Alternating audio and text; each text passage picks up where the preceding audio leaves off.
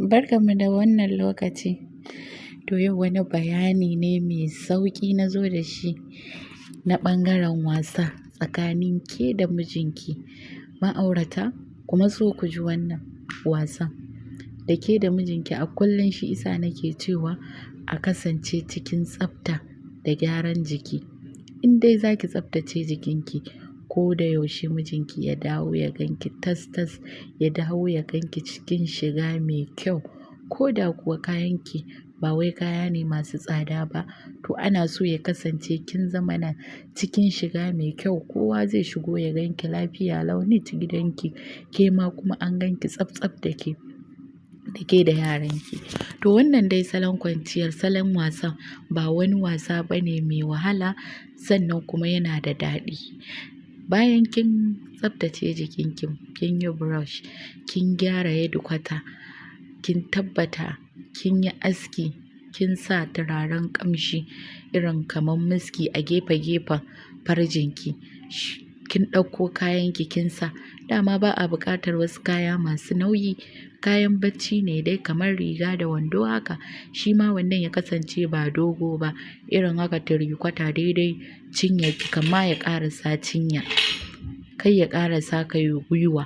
To ya tabbata dama kin zauna ba ke ba birziya, sai 'yar rigarki haka ta shan iska, rigar bacci kenan.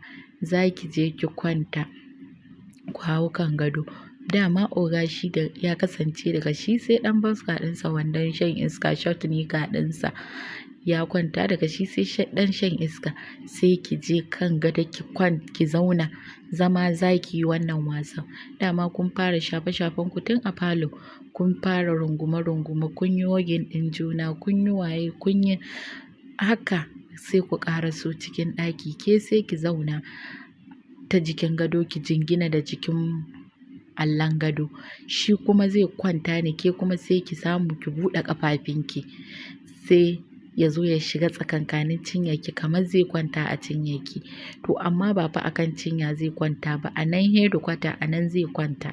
Sai ki hau shashshafa shi, kina shafa mai kai, kina shafa mai ƙasumbarsa da gemunsa da kansa, ƙeyarsa duk kina shafa masa cikin salo fa na jan hankali, cikin salo na jin daɗi. Shi kuma daga ɓangarenki tunda ya sa kansa a headquarter nan tsakankanin farjinki, ya sa kansa yana ta nasar ƙanshin da yake fitowa daga cikin jikinki, yana nasar ƙanshi. Shi isa a ko da yaushe mace kar ta kasance ba ta da turare. Ya kasance in kin sa turare a saman nononki, a kafaɗarki, ƙasan nononki, to mararki ma da cinyoyinki, ko ina na jikinki, har tafin ƙafarki, har 'yan yatsunki duk ki zama na kin sa musu turare. Tunda akwai mazan da suke lasar ƙafafun matansu.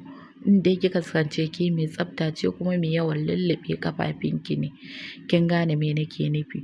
To daga nan zai fara shashshafa ki, yana shashshafa ki, ke ma kina shafa shi. Daga nan za ki ji yana wani numfarfashi, yana numfashi mai jan hankali.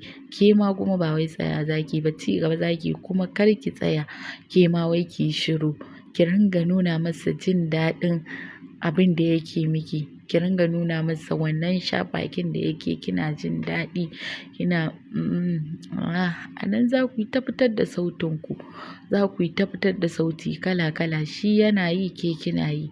To daga nan fa idan wasa ya yi wasa, sai dai ya ji kin fara naso wandon